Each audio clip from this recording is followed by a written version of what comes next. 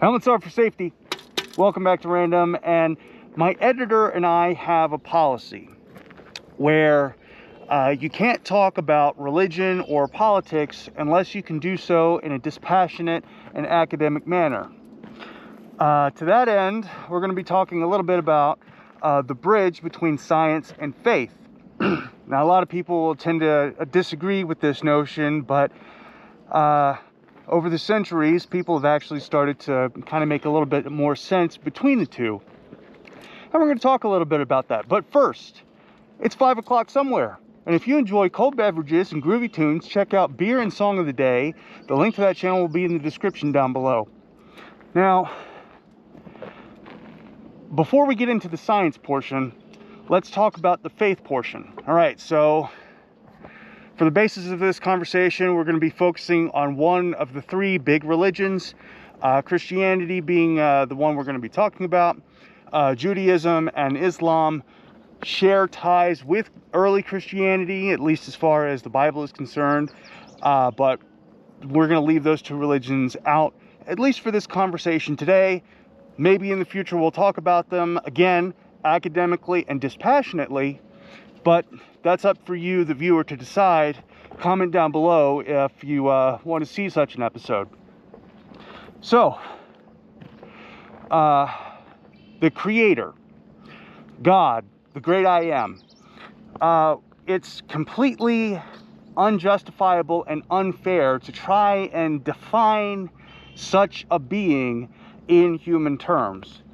But for the purpose of this conversation, we're going to have to, so here's what we're going to do. We're going to describe exactly what his powers are, what he has dominion over, and the limits of his abilities, which, being a deity, there aren't any. All right, so God is omnifarious, different forms, different powers, all different forms and all different powers, all different abilities. Those abilities include control over matter, control over energy, and control over all the forces that are associated with those two items, matter and energy. He also has complete control and dominion over time. That's going to be important. We're going to have to come back to that a little bit later in the conversation. Okay, so omnifarious. He's omnipotent, meaning all-knowing, from point A to point B, and every degree and every variation thereof in the entire universe, he knows about it. That's going to be important again later in the conversation. We'll have to get back to that. He's omnipresent, meaning he's everywhere. How that would be possible, again, we'll have to come back to that a little later in the conversation. Let's see. Omnipresent, omnifarious, omnipotent, immortal. That goes without saying. And omniscient. Unfortunately, I can't remember exactly what that particular variation of all-knowing, all-powerful is. We'll have to probably have somebody comment exactly what omniscient is down in the comments section, so please feel free to do that. Okay, so omnipotent, omniscient, omnipresent, and immortal. Okay, that is our ballpark definition of what a celestial divine being should be. Okay, so where to begin from there? All right. So in the book of Genesis, as written by Moses, as part of the Torah and what we and the Christians consider the Holy Bible, the very beginning of which was a simple phrase being, "Let there be light." Now, for God, that very simple sentence took, at least as far as he was concerned, a whole 24 hours, of being the whole first day of the universe. Now, where humans are concerned, where humanity and where we exist on this dimensional plane, that entire 24 hours for God was very likely billions of years. Okay, so the very start of the universe was let there be light. Boom, Big Bang. Hundreds of millions of years have taken place from the Big Bang to the point where God had his entire 24 hours and took his rest. Now, how is that possible?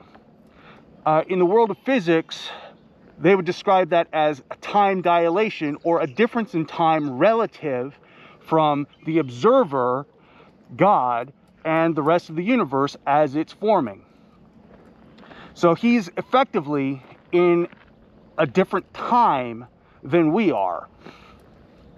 Now, like I said, the whole all-knowing and omnipresent ability that he has, that's going to come into play here. Okay, so he's outside of what we consider our dimensional universe. All right, for all intents and purposes, he's looking down. So if you remember one of our earlier episodes where we talk about the idea that if you could see into the fourth dimension, you could see all events from point A to point B, and all the actions and interactions from there to here in a straight line. So from me walking down to this position, from there, you would be able to see me walk this entire distance at the same time.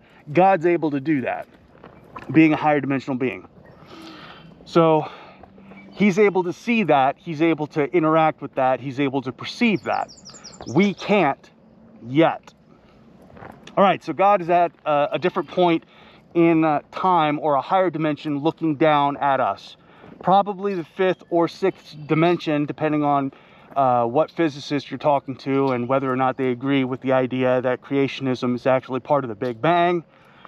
That's a discussion for another time. So God is, for all intents and purposes, looking down at us from a higher place, on high. So he's looking down at us. The first 24 hours of the universe, at least from his perspective, has been completed, and he's resting. So the second day, I'm going to separate the darkness and the light into periods, and that's going to be the second day. Night and day. God then rests again after his 24-hour period, and billions of years again take place for us here on this dimensional plane. So again, according to God, at least from his perspective, an entire 48 hours has elapsed for him. But for us down here, hundreds of billions of years have elapsed, and we continue from there. So day 3, he separates the oceans from the land masses and creates the planet Earth. Now, science tells us the Earth is several billion years old, hundreds of billions of years old, and that is just one planet in one star system, in one galaxy, in what we perceive as an entire universe of matter and energy around us. Now, again, God being able to look down at us from the fifth or sixth dimension, he would be able to see the entire universe in its entirety. So from one edge to the other, to the center, all of it. So that's pretty interesting, at least as far as a higher dimensional being is concerned. We'll have to come back to that a little bit later. Okay, so the Earth is created, billions of years have taken place, and we are now standing on a solid planet orbiting a star in the Milky Way. So billions of years have taken place for Earth, okay? So things like the moon forming, things like the oceans forming, things like the continents and the tectonic plates moving around, and dinosaurs and so on and so forth. And then God has this idea, I want to create life. So he creates all manner of species, plants, flora, fauna, bacteria, crustaceans, the works. And to him, again, being a higher dimensional being, that takes him 24 hours. Whereas on Earth, we know that after the planet was formed, after the oceans were formed, we had protoplasmic life forms, we had proto-life forms, single-cell organisms developing into multicellular organisms that then developed into vertebrates, which also had invertebrates, and so on and so forth from this very start of the planet's life-producing cycles or stages. So as this is all going on, again, from God's perspective, 24 hours has passed, where on Earth, another billion years has elapsed. So again, he's looking at us from a relative perspective, where we are going the long way around. Kind of freaky when you get your head around it, but it actually starts to make sense here in a little bit.